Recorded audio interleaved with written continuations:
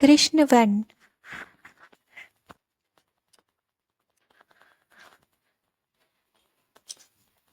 सुबह से ही कांता जी को मनाने की बहुत कोशिश किए जा रहे थे नंदलाल जी, लेकिन कांता जी टस से मस नहीं हो रही थी।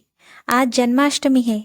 आज को 2 दिन हो गए कांता जी ने गुस्से से कुछ नहीं खाया पिया था। उनका बेटा बहू पोते को लेकर आए हुए थे। नंदलाल जी और उनकी बेटी सुमी को पहले से ही मालूम था कि ये सब लोग आने वाले हैं, लेकिन किसी ने भी कांता जी को डर के मारे ये सब नहीं बताया था।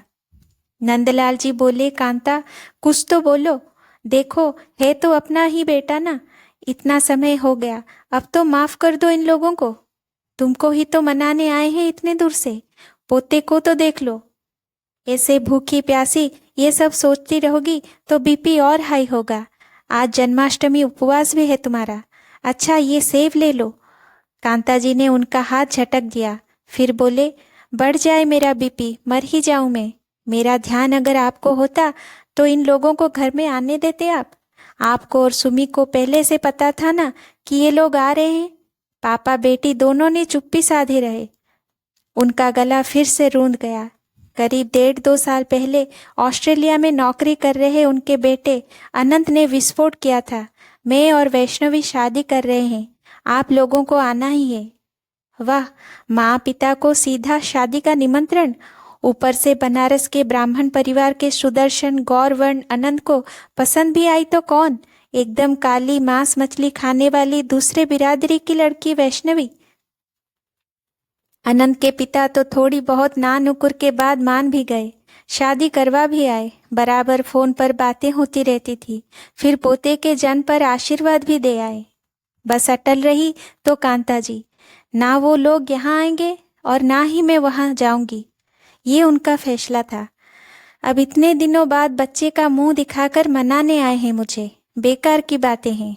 बच्चे को देखने की इच्छा भी काम वाली की बातें सुनकर खत्म हो गई थी। आज सुबह काम वाली बोल रही थी, माताजी बउआ तो बिल्कुल बहू जी जैसा है। अब उससे क्या कहूँ, ना तो मैंने बहू जी को देखा है और ना ही बउआ को। पतिदेव थोड़ी देर में फिर से सिराहने आकर बैठ गए। हम लोग बगल वाले मंदिर जा रहे हैं जन्माष्टमी की झांकी देखने। कन्हैया जी के जन्म के बाद ही आएंगे। मुन्ना सो रहा है, उसके साथ सुमी है रुकी हुई। वो गेट खोल देगी, तुम सो जाना आराम से। ओ मुन्ना यही है? एक बार जी में आया मुन्ने को चुपचाप से देखाऊं, लेकिन सुमी, उसने अगर देख लिया तो सबको बता देगी। फ्रिज की आड़ लेकर कमरे में झांका। मंदिर से आती हरे कृष्ण हरे राम संकीर्तन की आवाज से बेअसर सुमी झूले की डोरी पकड़े सो रही थी। मेरी हिम्मत और बढ़ी। झूले में झांका, मुन्ना सो नहीं रहा था, हाथ पैर झटक झटक कर मुस्कुरा रहा था। मेरा दिल धड़ धड़ करने लगा। ये तो हूबहू अनंत है, वही आंखें, वही घुंघराले बाल, वही मनमोहक मुस्कान, बस रंग अपनी माँ जैसा कृष्णवर्ण। अब और रुकना असहनीय था मेरे लिए। मुन्ने को गोद में उठाते ही बरसों से रुका हुआ बांध फूट पड़ा था मेरा। भक्तों ने ऊंचे स्वर में उद्घोष किया, नंद के आनंद भयो जय कन्हैया लाल की। मैंने मुन्ने को और भी कसकर गले लगा लिया। मंदिर में और मेरी गोद में, दोनों जगह ही कन्हैया जी जन्म ले चुके थे। Thank you for watching. Please like, share and subscribe my channel.